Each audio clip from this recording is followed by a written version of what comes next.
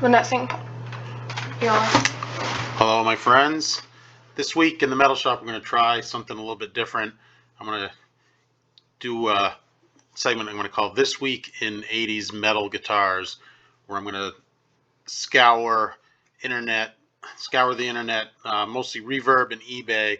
We want a little guitar safari here and check out some 80s metal guitars that are for sale. This is my area of expertise.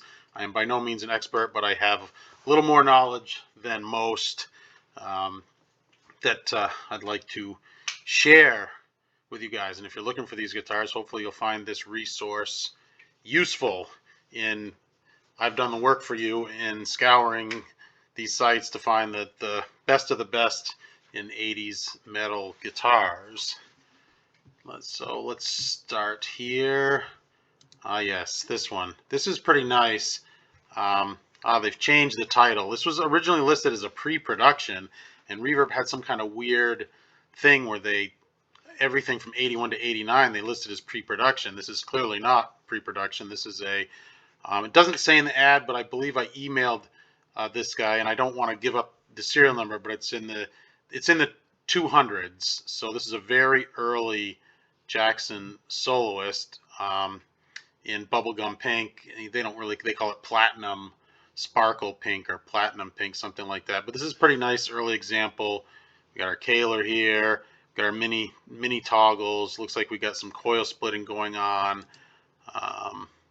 Overall, the condition is not fantastic. You can see they've removed the pin, the pins here, the actual locking pieces from this Kaler style clamp. And the reason they did this is because we got some change tuners. We got some locking tuners, so the strings will go right through here without the little locking tabs or whatever you want to call them. Nice early large Jackson logo, made in USA. Yeah, there's your change tuners, with the holes kind of filled, not that great. Really nice Sandemus small cavity there in the back. Yeah, look at the purple they painted underneath the platinum pink there. Probably some type of a primer base coat there. Pretty cool.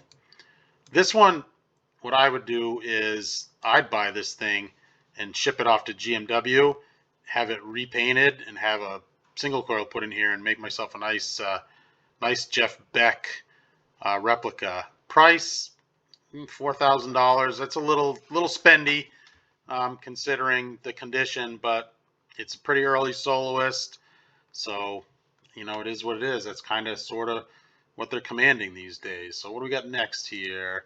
Yes, now this is a really nice original Charvel Sandemus from 1984. They're not making any more of these. They made, I don't know, 5,400 of these guitars or so.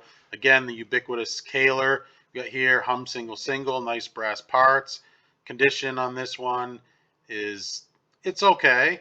What you'd expect from a guitar of this vintage.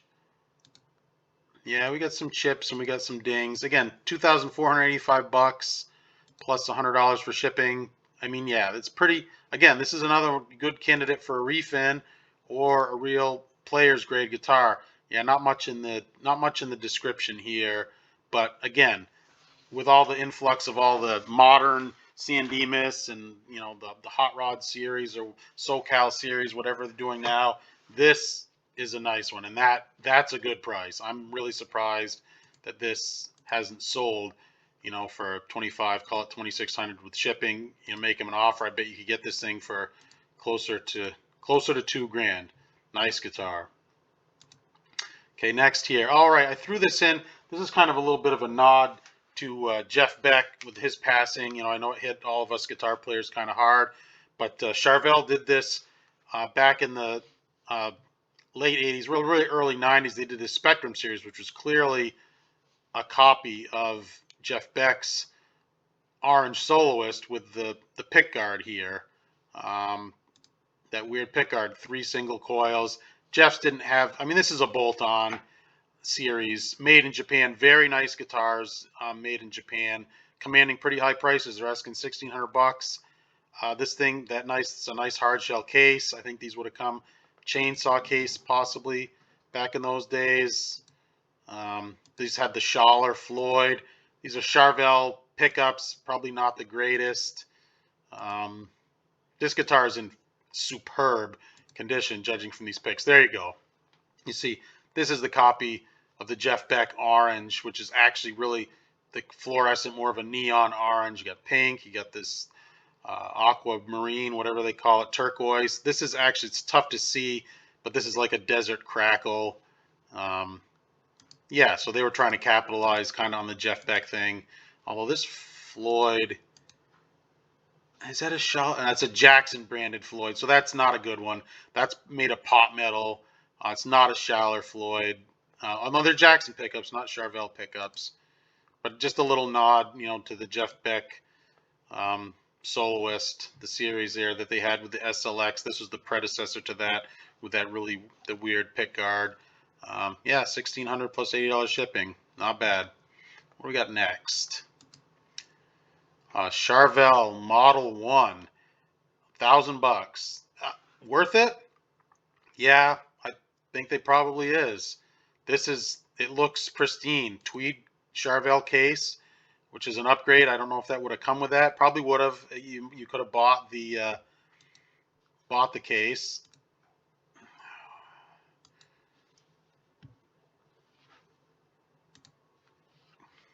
Okay.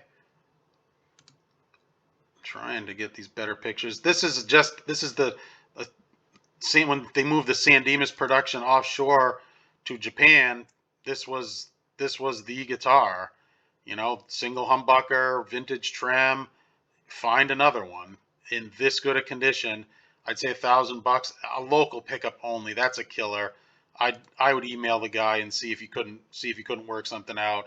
Give him the $100, $150 for shipping. But this is, I mean, just wow. This is a true time capsule. This thing looks perfect as new, and with that tweed case, worth $1,000 all day long, my friends. Love it. What do we got next? Oh, back to the home page. Not what I meant to do. We're figuring this out as we go along. All right, here we go. 1989 DK1. That's a dinky, but this is the bolt-on. I believe this is a standard graphic. Let's see. Neck pickup swap for mini humbucker.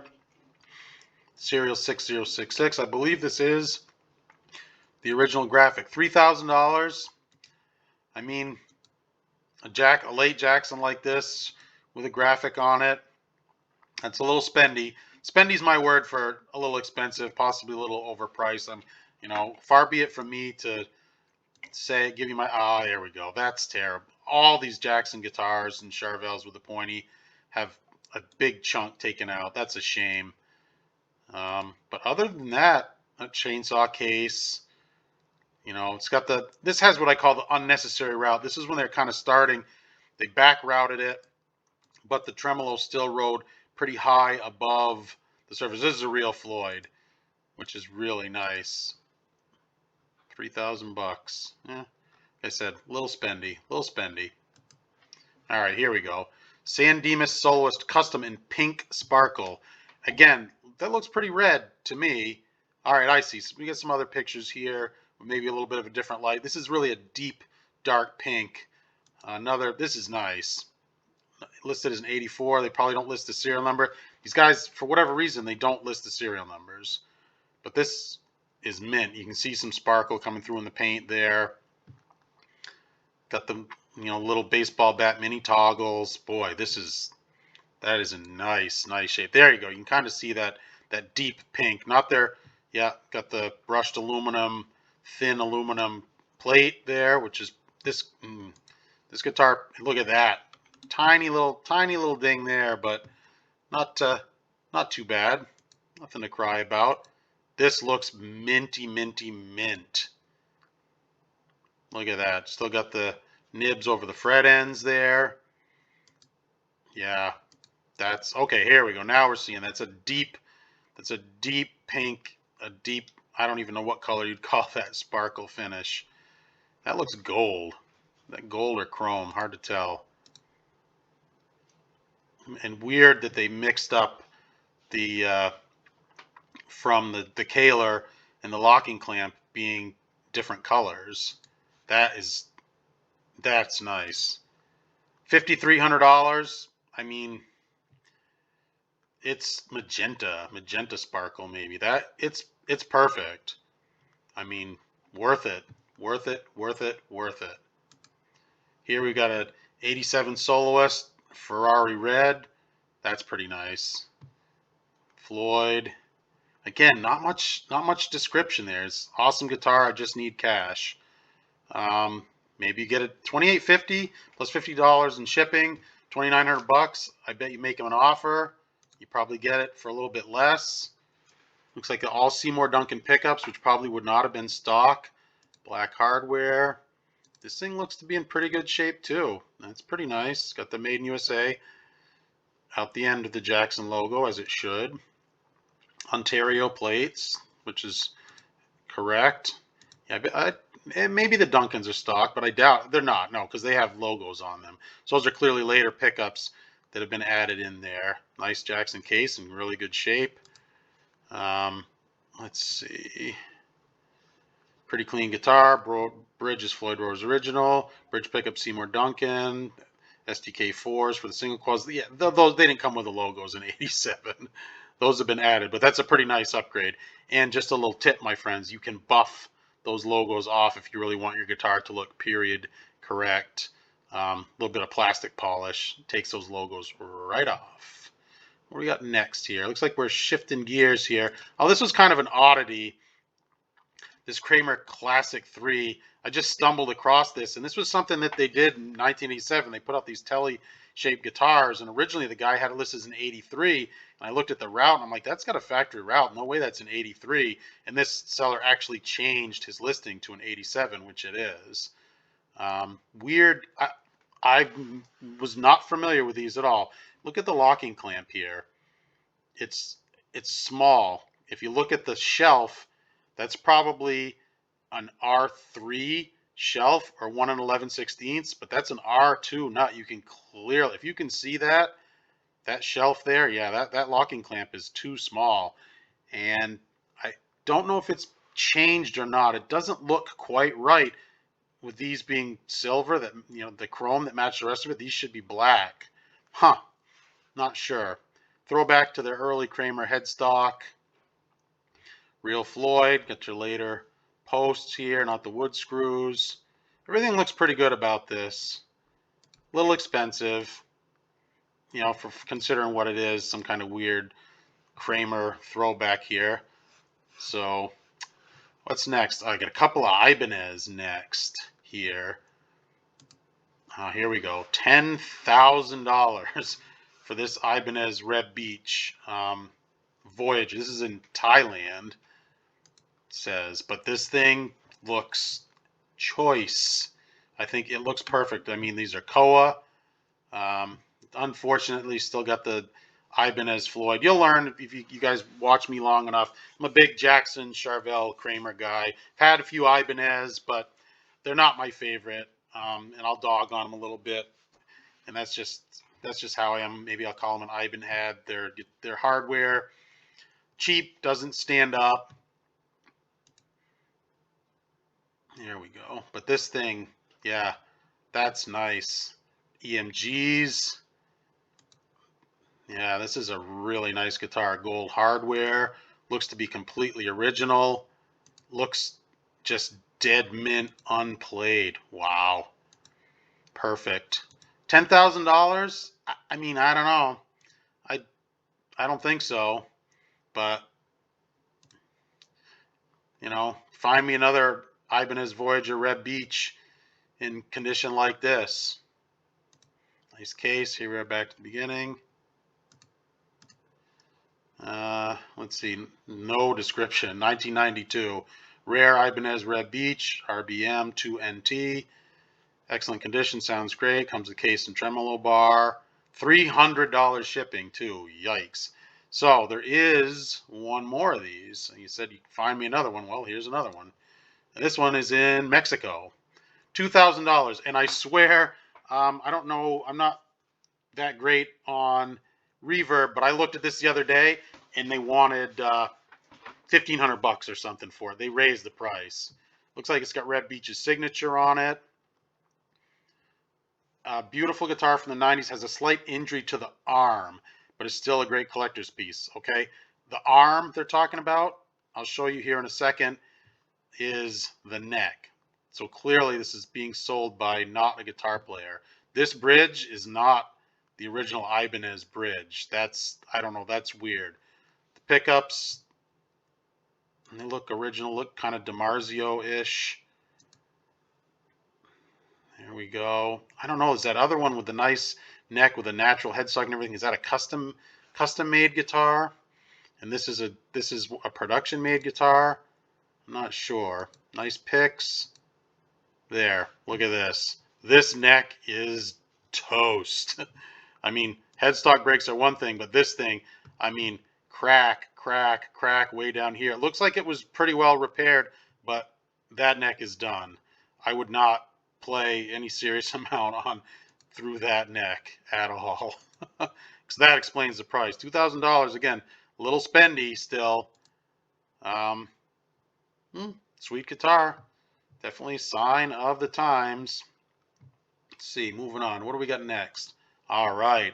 And this is on eBay as well. I've got some eBay listings coming up. 1987 Stage Master Standard Flip-Flop Blue. And this thing's beautiful. Kind of the theme this week is I found some pristine, you know, museum quality, collection quality examples of these 80s metal guitars. And this is clearly one of them. And the premier color, this flip-flop blue, is just beautiful. And this thing, I like the Stagies with just the humbucker set up like the Berettas, not the ones with the hum single. My personal preference. I used to own Mick Jones' Stage Master that just had a single. It was red with a single pickup. He used it in a video for Heart Turns to Stone. This is a nice. These guitars are made by ESP in Japan, but this thing is just, I mean, it's just beautiful. Minty mint. Not all of them had this Kramer at the end here. Mine, I think it just had a block inlay. It didn't say Kramer. Mine was earlier than this one. My Stage Master. But these are nice guitars. These are, you know, the Mirage and the Horizons by ESP are almost, they're nearly identical guitars. Just, you know, hard, I don't see any fret wear. Again, this is like a time machine.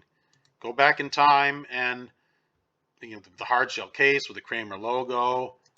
You know, mine came with a gig bag. That looks perfect. There's still, that's like polishing compound in there. Someone bought this and left it in the case under the bed or hung it on the wall. That should be a Duncan JB pickup in there.